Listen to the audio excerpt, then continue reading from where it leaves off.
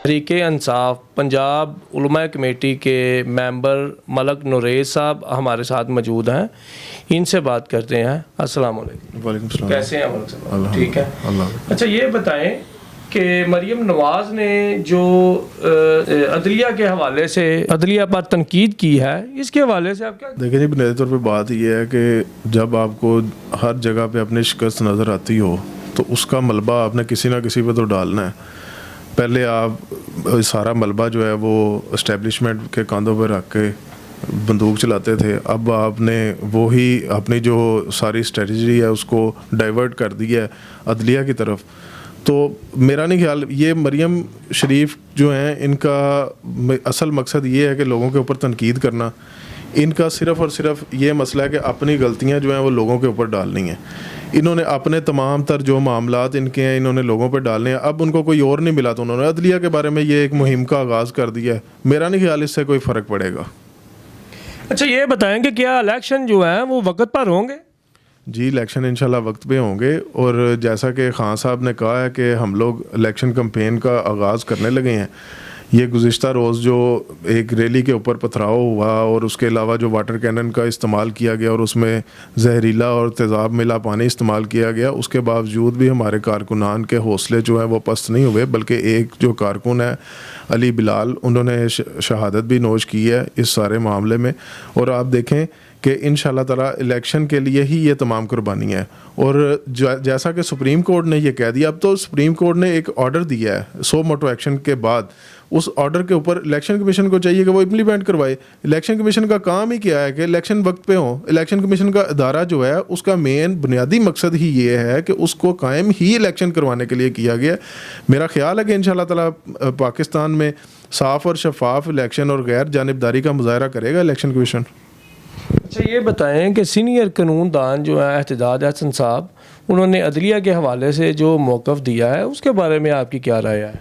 देखें, एहतजाज हसन साहब की इस बात से हम 100% एग्री करेंगे। जैसे अब उन्होंने ये बयान दिया है कि चीफ़ जस्टिस साहब हमारी रेड लाइन है। चीफ़ जस्टिस साहब ऑफ सुप्रीम कोर्ट इस टाइम पूरे मुल्क में जो अदलिया है उनके सुप्रीम कमांडर हैं। वहाँ से अगर आप देखें, आपको एक मैं मिसाल देता हूँ कि आप एक घर का एक सरबराह है, जैसे वालिद साहब हैं या दादा हैं, अगर उनके ऊपर कोई तनकीद करेगा तो क्या आप या मैं उस चीज़ का जवाब नहीं देंगे? अगर हम उसका जवाब नहीं देंगे तो हम तो यानी कि एक किस्म के समझ लें कि बड़े बेगैरत होंगे।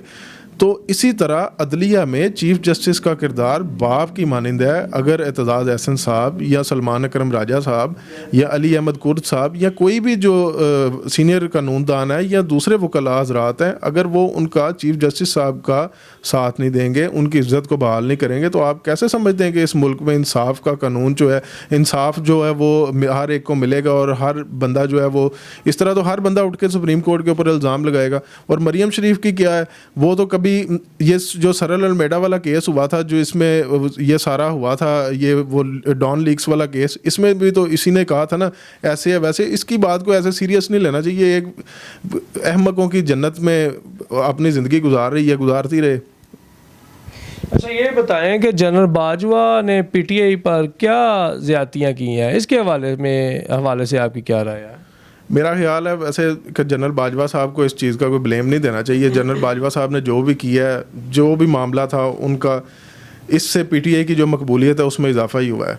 पीटीआई आसमान की आज उस बुलंदी पे मौजूद है कि तमाम पार्टीज़ जो हैं वो आसमान की तरफ मुंह करके जब थूकती हैं तो वो उनके अपने ऊपर आके गिरता है। मेरा नहीं ख्याल कि जनरल बाजवा साहब ने कोई इतनी बड़ी हमारे साथ ज़्यादती की है पीटीआई के साथ। जनरल बाजवा साहब, वैसे मैं आपको एक बात बताऊँ, जो उन्होंने किया है वो हमारे मोहसिन है। और जनरल बाजवा साहब अगर ये काम ना करते तो ये ऑफिशियली खान साहब का जो उस टाइम मामला चल रहा था, बहुत ज़्यादा ग्राफ डाउन हो रहा था अल्हम्दुलिल्लाह। लेकिन ग्राफ डाउन खान साहब की अपनी वजह से नहीं था हो रहा। ये जो वज़ीर जो अंदर से जो काम ख़राब कर रहे थे, जैसे ये काफ लीग के तारक बशीर चीमा साहब थे, चौधरी सालिक हुसैन थे, ये वो इन सब की वजह से काम जो ख़राब हो रहा था ना, उस वजह से सारा निज़ाम था जो जनरल बाजवा ने किया है। ठीक है, भले वो किसी बैरूनी साजिश का शिकार है या जो भी मामला हुआ है, मैं उस चीज़ में नहीं जाना चाहता, लेकिन जो भी मामला हुआ है इसमें मेरा नहीं ख्याल कि जनरल बाजवा साहब को आपको कोई ब्लेम करना चाहिए या इस तरह के मामलात होना चाहिए। मैं जनरल मुशर्रफ के जनाजे पे कराची में मौजूद था, तो वहाँ पे जनरल बाजवा साहब मौजूद थे। जनरल मुशर्रफ के जनाजे में भी लोगों ने वैसे जनरल बाजवा साहब से तो मोहब्बत का इजहार ही किया है, उनसे मुलाकातें भी हुई हैं, फवाद चौधरी भी वहाँ पे मौजूद थे। ये चलता रहता है सियासत में इस तरह। अच्छा मलक साहब, ये बताएं कि फैज़ हमीद ने जो इमरान खान की पहली हुकूमत थी उसके बारे में जनरल फैज़ हमीद का क्या किरदार रहा है? फैज़ हमीद साहब लेफ्टिनेंट जनरल थे और एक कोर कमांडर थे। मेरा नहीं ख्याल कि कोई कोर कमांडर के किसी की भी हुकूमत बनाने में कोई किरदार अदा कर सकता है। हुकूमत बनाने में अगर किरदार कोई अदा कर सकता है तो वो 5 स्टार जनरल और ये चीफ़ ऑफ आर्मी स्टाफ या जॉइंट चीफ स्टाफ कमेटी के जो चेयरमैन हैं, इस तरह के जो बहरी बरी अफवाज के जो सरबराहान हैं, वो लोग तो किरदार अदा कर सकते हैं। लेफ्टिनेंट जनरल ने क्या किरदार अदा करना है? लेफ्टिनेंट जनरल का इतना होता ही नहीं है। उसके बाद ठीक है वो आईएसआई के चीफ बने, लेकिन आईएसआई के चीफ वो बने थे इमरान खान की हुकूमत में, पीटीआई के दौर में। तो उससे पहले मेरा नहीं ख्याल कि कोई जनरल फैज़ हमीद के पास इतने इख्तियारात मौजूद थे कि वो किसी की भी हुकूमत बना सकते थे या गिरा सकते थे। इस तरह के जो इल्ज़ामात है मेरा नहीं ख्याल कि उन पर लगाने चाहिए। और वैसे भी इन्होंने कोई उनके ख़िलाफ़ कोई रेफरेंस नैब में दायर हुआ था और आज वो रेफरेंस भी वापस हो गया हुआ है। ये ऐसे बिला वजह की एक तनकीद है जो जनरल फैज़ हमीद पे की जा रही है, मेरा नहीं ख्याल कि ये होनी चाहिए। अच्छा मलक साहब, ये बताएं कि पीटीआई की रैली में कल जो ज़िले शाह जो है उसकी डेथ हुई है, उसके बारे में जो जुल्म ज़्यादती की गई है, इसके बारे में आपकी क्या राय है? देखें, पुलिस ने उसके ऊपर तशद्दुद किया है, उसको मारा है, उसके सर पे डंडे मारे हैं, उसको वहाँ पे इतना मारा गया है कि वो बेचारा अब दम तोड़ गया है। इसके बाद जुल्म, इस कदर जुल्म के उसके वालिद साहब ने जब पर्चा देने के लिए कहा कि एफआईआर दर्ज करें, तो एफआईआर किन लोगों के ख़िलाफ़ दर्ज हुई? और मुद्दईयत पुलिस की, और एफआईआर में फवाद चौधरी का, इमरान खान का, असद उमर का, इन लोगों के नाम है। अब मुझे ये बताएं कि एक बंदा अगर मरता है, उसका मुद्दई जो है वो ब्लड रिलेशन होना चाहिए जब वो मौजूद है उसके वालिद साहब, तो उसके वालिद साहब से क्यों नहीं उन्होंने कहा कि जी आप मुद्दई बने? जब पुलिस मुद्दई है तो ये सारी एफआईआर भी खैर फेक हुई है। और उसके अलावा जो बात ये है कि पुलिस ने तशद्दुद किया, और बहुत से लोग ऐसे हैं कि जिनके ऊपर तशद्दुद किया। 2-4 को मैं पर्सनली जानता हूँ कि जो इस वक्त भी गंगाराम हॉस्पिटल लाहौर में एडमिट हैं और उनकी टांगें और बाजू वगैरह फ्रैक्चर हुए हैं। अच्छा मलक साहब, ये दिन ब दिन महंगाई में जो इजाफा होता जा रहा है, टैक्सेस वगैरह, बिजली के बिल, अब जो गर्मियाँ आ गई हैं, इसके हवाले में आप क्या कहना चाहते हैं कि IMF से कर्ज़ा भी पास हो चुका है, फिर भी ये जनाब महंगाई जो है वो बहुत ज़्यादा बुरे हालात हो गए हैं, इनके बारे में कुछ आगाही दें हमें। मौजूदा हुकूमत जो है ये चूँ चूँ का मुरब्बा है, ये सांझे की हंडिया है। इन तमाम तर चीज़ों को देखकर लोग इन्वेस्ट नहीं कर रहे। इन्वेस्टर जब आपके मुल्क में इन्वेस्ट नहीं करेगा, कारोबारी हजरात अपने पैसे बाहर लेके जाएंगे, आपके मुल्क में अफरा तफरी का आलम होगा। रजीम चेंज की वजह से मुल्क में एक इंस्टेबिलिटी है, जिस वजह से लोग अपना पैसा इन्वेस्ट नहीं करना चाहते। जब लोगों में अपना पैसा इन्वेस्ट करने की आपके मुल्क के अंदर ये दिल ही नहीं उनका करेगा कि हम यहाँ पे पैसा इन्वेस्ट करें, कोई इस तरह के मामला करें, तो मेरा नहीं ख्याल कि महंगाई भी कम हो।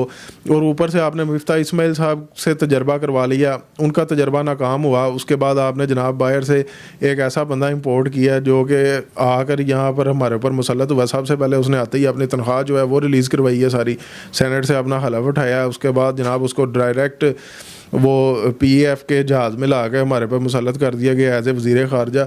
तो फिर ठीक है, जब इम्पोर्टेड हुकूमत आ गई थी तो इम्पोर्ट ही करना था बाहर से, वज़ीर भी आकर वही तमाम पॉलिसियाँ इम्पोर्ट करनी थी जो IMF ने कही हैं। हमारे रिज़्क़ का मालिक तो अल्लाह है।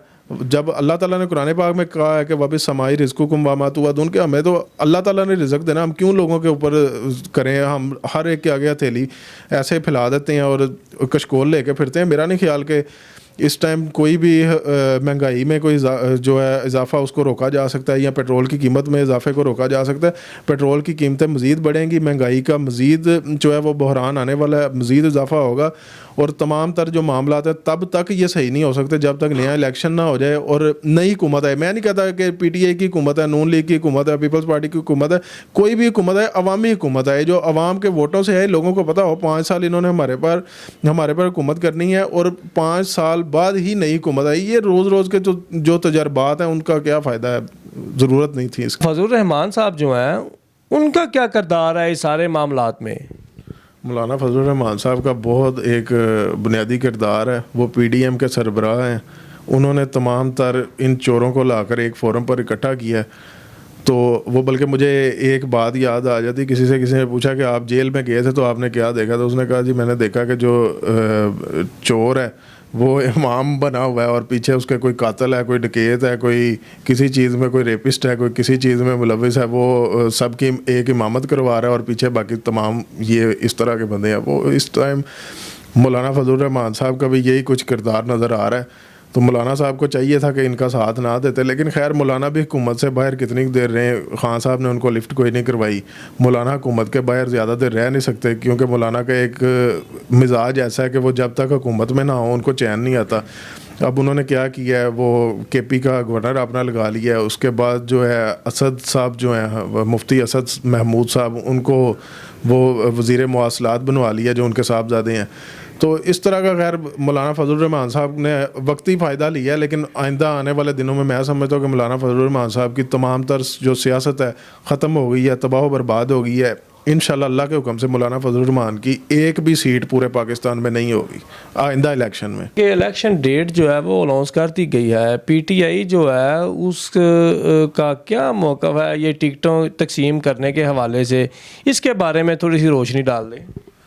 खान साहब को चाहिए कि इस टाइम जो टिकटों की तकसीम है उसको मुकम्मल करें, इंटरव्यूज़ वगैरह लें, उसके बाद जिसको जो जो टिकट इशू करनी है वो उनको टिकट्स इशू करें, ताकि जो उम्मीदवार हैं वो अपना एक ज़हन बनाएं, वो उनको पता हो कि इस हल्के में मैंने ये करना है, ये मेरी कॉन्स्टिट्यूंसी है, यहाँ पे मैं ये काम करवाऊँगा, जो फलाही काम है, जो भी मामला है, या अपना जो मंशूर है इलाकाई लिहाज से, यानी कि कोई अपना आप चाहते हैं कि जी कोई गली बनवानी है, ये जो भी है लोगों से वो उस चीज़ का वादा कर सकें कि जी आपको हम ये करवा के देंगे, आइंदा दिनों में ये करवा के देंगे। जब तक आप उम्मीदवार को ये नहीं बताएंगे कि फ़लाँ हल्के से आपने इलेक्शन लड़ना है, फ़लाँ हल्के से आपने इलेक्शन लड़ना है, तब तक नहीं होगा। और देखें एक और चीज़ आपको मैं बताता हूँ, पाकिस्तान मुस्लिम लीग नून है, उसके पास कराची में, सिंध में, अंदरून सिंध में कोई उम्मीदवार मौजूद नहीं है। बलूचिस्तान में नून लीग के पास कादिर बलोच साहब शायद थे, या वो सिंध से थे या बलूचिस्तान से थे, शायद साबिक वज़ीर दाखिला थे जनरल कादिर बलोच, वो भी पीपल्स पार्टी में जा चुके हैं। लाशारी साहब थे, वो भी इस टाइम मियाँ साहब को जो है वो गुड बाय कह चुके हैं। उसके बाद आप देखें कि इनके पास हमारे KPK में कोई इस टाइम उम्मीदवार नून लीग के पास नहीं है, पीपल्स पार्टी के पास नहीं है। पीपल्स पार्टी के पास पंजाब में कायरा बरादरान है, या इधर यूसुफ रज़ा गिलानी साहब हैं, या फैसल सालेह हयात हैं। इस तरह के चंद उम्मीदवार मौजूद हैं। लेकिन इमरान ख़ान की जमात पाकिस्तान तहरीक इंसाफ एक वाहिद जमात है जिसके पास पूरे पाकिस्तान में शर्क़ व गरब में, शुमाल व जनूब में हर तरफ उम्मीदवार मौजूद हैं। और एक सीट के 6-6 उम्मीदवार भी मैंने देखे हैं, और मैंने UC लेवल पे लोगों को कौंसलर की टिकट लेते हुए, लड़ते हुए भी देखा है कि यार हमें टिकट PTI की चाहिए। और नवाज शरीफ साहब की जमात की, आसिफ जरदारी साहब की जमात की, मौलाना फजल रहमान साहब की जमात की, या जो मजहबी जमातें हैं, मुझे पता है कई मजहबी जमातें जो हैं वो मुझे कहते हैं कि यार फ़लाँ हल्के से आप इलेक्शन लड़ लें, हमने कोटा ही पूरा करना है, आप इलेक्शन लड़ लें, हमें बस उम्मीदवार या कोई अच्छा सा दे दें कि हमने इलेक्शन लड़ना है, हमने बस ये रखना है कि अपनी डेढ़ ईंट की मस्जिद बन जाए। इस टाइम खान साहब की ही जमात एक ऐसी जमात है कि जिसका हर तरफ उम्मीदवार, एक भी नहीं, एक सीट के 6-6 उम्मीदवार मौजूद हैं। तो खान साहब को भी चाहिए कि टिकटों की तकसीम जो है वह जल्द अज जल्द करें, जल्द अज जल्द ऐलान करें टिकटों का, ताकि कैंडिडेट्स अपनी कैंपेन शुरू करें। अल्लाह खैर करेगा, ये इलेक्शन पक्का इंशाल्लाह ताला PTI का। नून लीग इस टाइम जिस धाने पे खड़ी है, जिस नहज पे नून लीग पहुंच चुकी है, अल्लाह के हुक्म से सियासी मौत इनकी वाक़ई हो चुकी है। ना इनको कफन मिलना है और ना ही कब्र मिलनी है, अल्लाह के हुक्म से। चौधरी परवेज़ इलाही जो है, इनका आइंदा का क्या मुस्तकबिल आप देख रहे हैं? चौधरी परवेज़ इलाही ने अच्छा फ़ैसला किया है, दुरुस्त फ़ैसला किया है। देखें चोई साहब के ऊपर बड़ा प्रेशर भी था, बहुत से ऐसे लोगों का प्रेशर था कि जिनके बारे में कहा जाता था कि ये ही चौधरी परवेज़ इलाही को चलाने वाले लोग हैं। चौधरी परवेज़ इलाही साहब ने अपनी जमात को ज़म किया, पीपल्स इसमें PTI में आ गए। PTI में आके उन्होंने एक बड़ा अच्छा फ़ैसला किया, उनके इस इक़दाम को लोगों ने बड़ा सराहा है, उनको PTI ने भी बड़ा वार्म वेलकम किया। और अल्हम्दुलिल्लाह मुझे लगता है इंशाल्लाह ताला कि गुजरात से मोनस इलाही और परवेज़ इलाही और चौधरी रासख इलाही ये इंशाल्लाह ताला अच्छे मार्जिन से चौधरी शुजात के बेटों के मुकाबले में इन्होंने खैर इलेक्शन लड़ना है, ये भी मैं आपको बता दूं, और अच्छे मार्जिन से इंशाल्लाह ताला ये इलेक्शन जीतेंगे। तो अल्लाह खैर करे, बाकी इंशाल्लाह ताला देखें, बाकी वक्त पे पता चलेगा, फ़ैसला अल्लाह की ज़ात ने करना है, तमाम फ़ैसले अल्लाह ताला के पास ही हैं, और ज़मीन भी अल्लाह की है, हुक्म भी अल्लाह का, इन्निल हुक्म इल्ला लिल्लाह। अल्लाह ताला खैर करेगा, इंशाल्लाह अच्छा वक्त आएगा पाकिस्तान में, जो है वो अल्लाह ताला फिर खुशहाली लाएगा, अमन व अमान का गहवारा बनेगा पाकिस्तान, और हर बंदा इंशाल्लाह ताला अच्छी ज़िंदगी गुजारेगा।